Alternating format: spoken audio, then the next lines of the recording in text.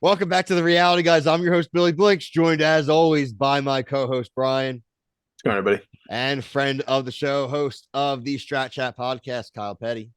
Good day, friends. Welcome back, Kyle. Missed you last week, brother. Yeah, I missed you guys too. I'm back, Well, back for good. thankfully for you, we're still in Slovenia this week. This is the Amazing Race 35. We are on episode 9.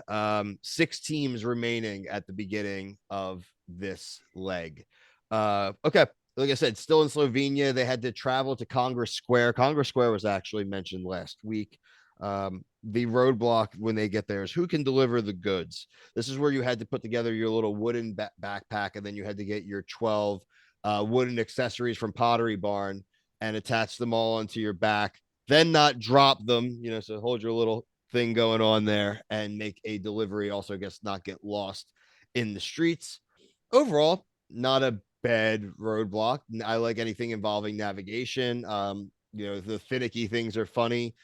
We did see predictably some teams, specifically our girls Colleen and was it Colleen and Robin? Chelsea and Robin. Chelsea and Rob. Okay, Mm. Chelsea and Rob.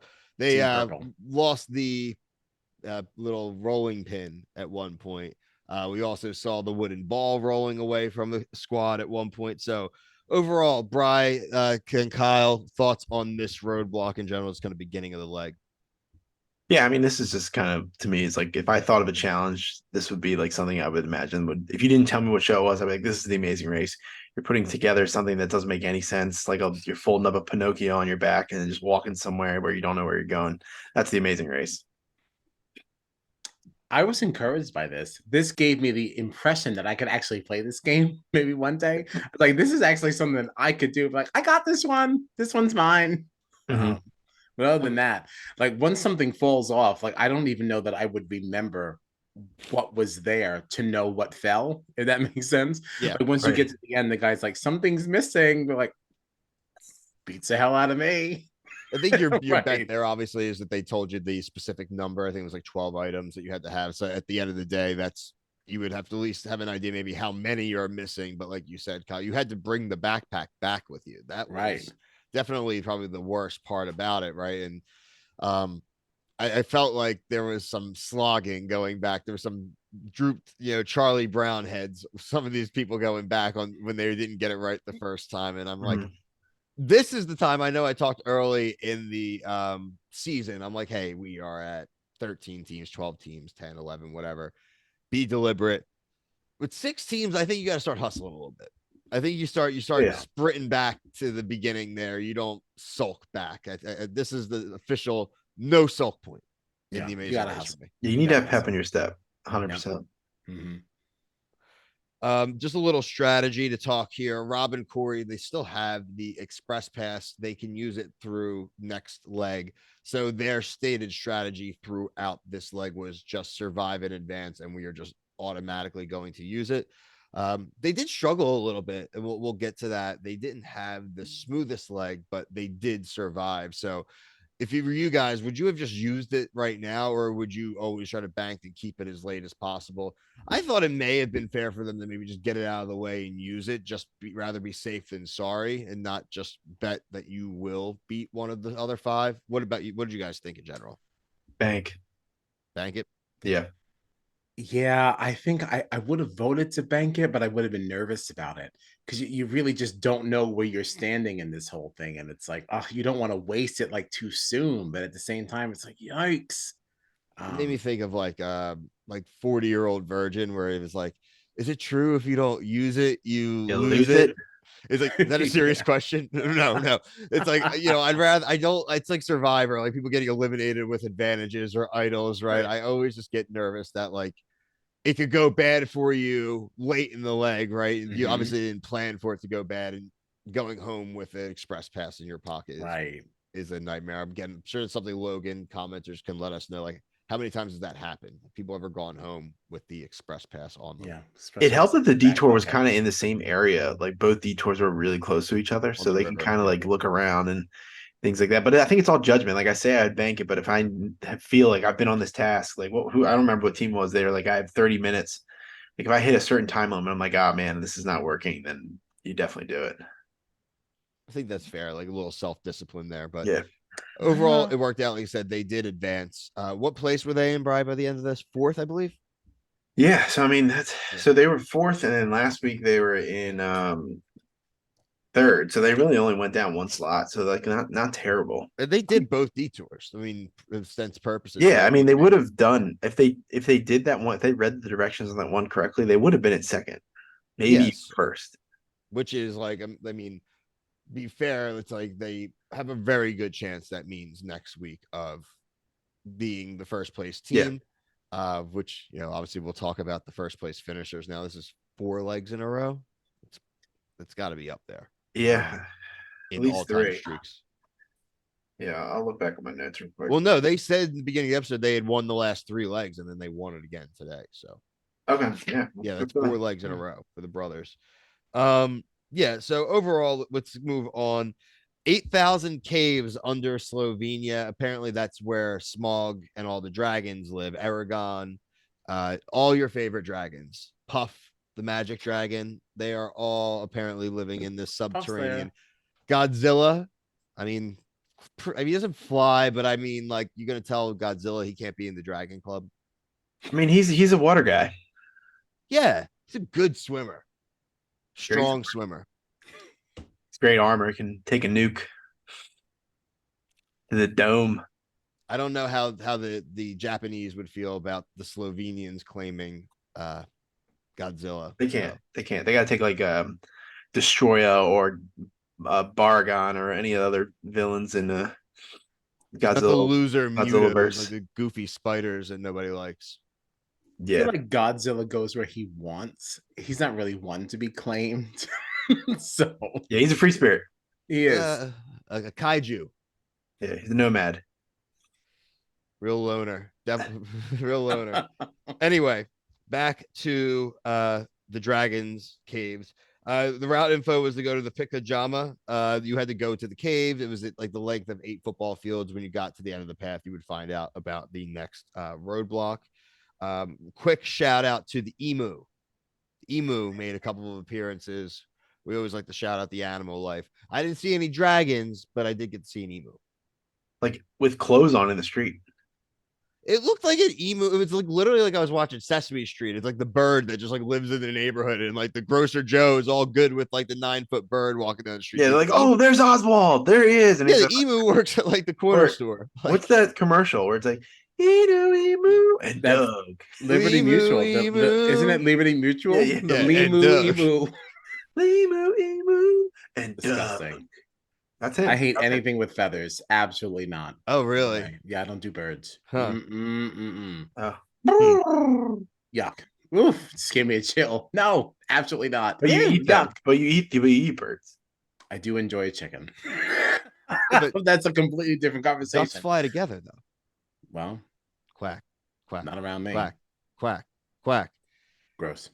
All right. The route info. You had to build a big 3D dragon. And I felt like this wasn't that difficult, honestly. I felt like people were struggling. I don't know, maybe the editing was just trying to make it seem like it was a big struggle, but like does anyone else disagree? I didn't see that one as a really that bad. Maybe because of lighting or something, but they couldn't think of anything else to do in that cave. I thought they were gonna go like spelunk or something. Yeah, like gather like drops off a stalactite or something like that, or something that like is like cave worthy.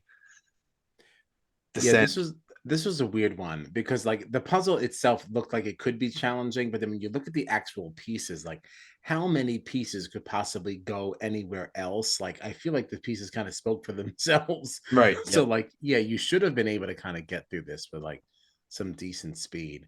And I think when you look at a 90-minute episode length and how much time we spent on this in comparison to the rest of the tasks, then that kind of is a little telling. Yeah. Yeah. Yeah. So after that, it led you to route info to the Fonda Fish Farm, named after Jane Fonda, obviously. Definitely. Thanks, Jane. Thanks, Thank Jane. you, Jane. Love book club. You had either one of 2 roadblocks. You could do the scrape off, which was 2 rings full of barnacles, and you had to scrape the barnacles with the metal chain. For some, that was very hard to locate said chain. Or you could do the one where you could row out to the old buoy for new mussel bags. You had to pull 2 bags of mussels up, replace the buoys.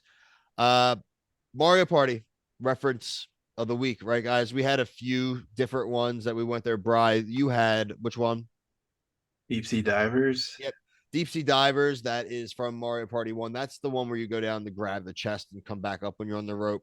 I had said there was Deep Sea Salvage from Mario Party 2, a little bit different when they're like throwing the coins and the crap off the Yeah, boats and you're trying to navigate up.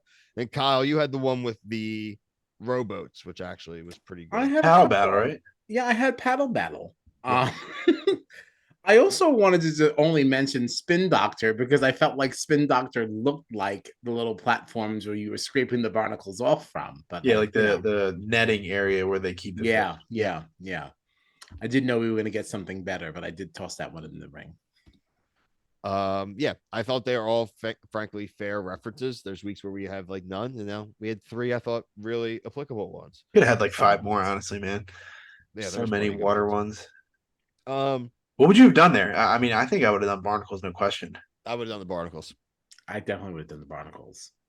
I don't want to go out and have to go rowing and do all. It's just again too many variables. You stay close to the platform, right? Like you're soon as you're done that, you're not rowing back. You're taking off again. If I'm thinking we're in a tight race, which they were, it seemed well, except for the last place team, and we'll get to them.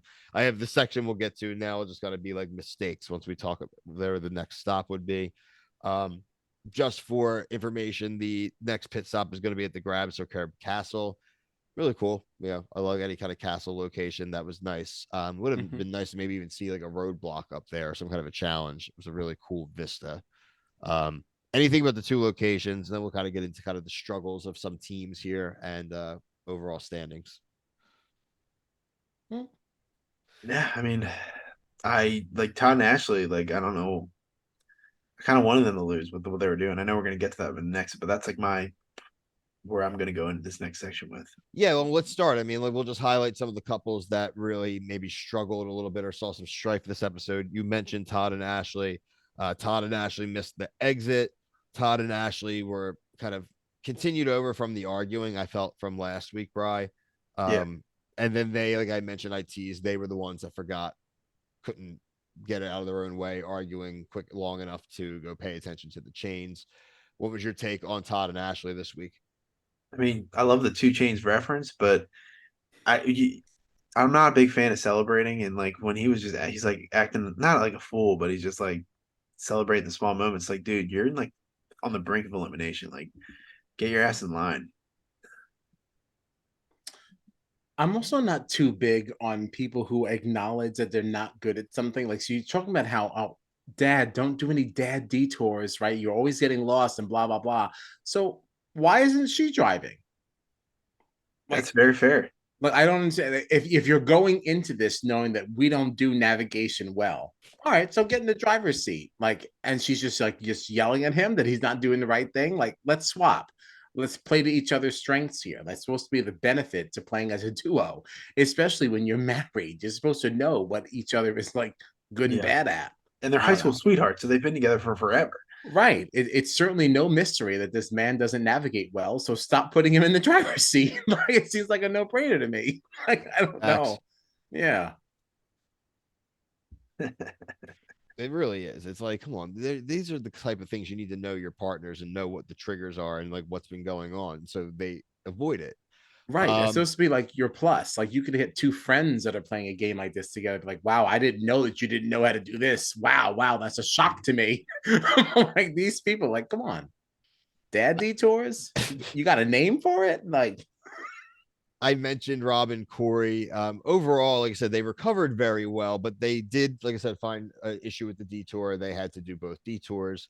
Um, Depending upon and knowing this season of The Amazing Race, where they have all these equalizers and they just bring everyone together on the same flights, it's probably not going to matter. But sure, they would rather be leaving second as opposed to fourth on leg 10. Like, read the directions, man. There's nothing else to say about it. Just read the directions. pay attention. I agree. Staple on the show. I agree. Come on, man. We have to talk about our last place finishers. Uh, they just got lost, right? I think it was like you said, Brian, the pre-show. It was the going looking for the cave, right? I mean, they were already having issues. They dropped. Colleen had dropped the rolling pin, right, when she was doing the challenge initially, and then they looked like they were just driving all over that area and not finding it. That's something where, obviously we don't watch or listen to any of these other recaps before. I'd love to know like the time frames in between some of those and what maybe other people average. Some people found it in 20 minutes. They took Right. 5 hours. You know what I mean? That would be Right. interesting. Again, little things I think they could just show in the corner, like time elapsed. Yeah, Yeah, like a little have clock. been looking on, have been on this section of the leg for X amount of minutes. Like I know, and what I'm really starting to realize is like, honestly, I think that's just a. Sorry if my contact is bothering me right now. That's why I'm like squinting. But like, what I've noticed in the comment section is like, I don't think people care about it as much as you, like, three of us care about it. Like, I care about it immensely, and no one seems to give a shit about it. Like what I've noticed in any It of the is shows we've true. We covered. care though. Yeah. I care so much. Still So, real to well, as long me. as they win, I don't care. I was like, well, I care. I want to know. Like, was it a landslide? Was it close? Are they 5 miles away? Are they 25 miles away? Like, I want to know where they're at. Right. Getting It also gauge of like the changes. panic. Yeah, it changes who I want to root for. Like, I don't Yeah. want to root for a loser. Like, I want to root for a front runner. Like, I'm Yeah. not just rooting just based on personality. Like, I want you to be able to compete and like actually have like, a foot in this race. Brian, you literally are like the middle-aged man in the gym bleachers when he goes to the wrestling guy and he's like, it's still real to me, damn it. He starts crying like, the race is still real to you. You want stats. You need numbers here. Like it's still real Right. to you. And we're not gonna just, succumb to we promise this is how it went. Like people were commenting us when we were calling that out at Love Island, Brian. They're like, it's illegal for them to manipulate. Yeah, I it's was like like, that's not what shut I'm talking about. I'm not. up. Are you nuts? I'm not We're still talking about it manipulating. fixed. I'm talking about like here's. I mean, I wish I said this on that recording, but I'm going to say it right here because maybe some of them are watching. If Johnny had won, wouldn't you? Everything I said, you would be clamoring for. So like, Yes, that's what I don't understand. Like, exactly. whatever. I'm really what it is. I mean, I watch a lot of sports, so like, I like the stat. Like, I think that's what it comes down to. Is like, I watch all these Yeah. things. I look at stats. Like, just winning doesn't matter. You can win a game and you play like shit. So it's just like you feel good about that you won the game, but it doesn't really matter. Your team isn't good. So like, I want to know these things. Like, if somebody's consistently dominating the legs and doing these challenges effectively, you're like, oh man, this is you feel like, oh, they're gonna win. And when they make a mistake, you're like, oh wow, is this gonna cost them? And then like, somebody could have done like a leg better than them. It's just, I guess I'm thinking about it more in depthly. You know what it is? I think we just watch so many shows. Like I need something to clamor onto, except like they won. Woohoo. No, I don't think so. When you look at a team like Steve and Annalie, how they have fluctuated throughout this entire Yeah. race. Like they're in the front, then the back, then the back and the front.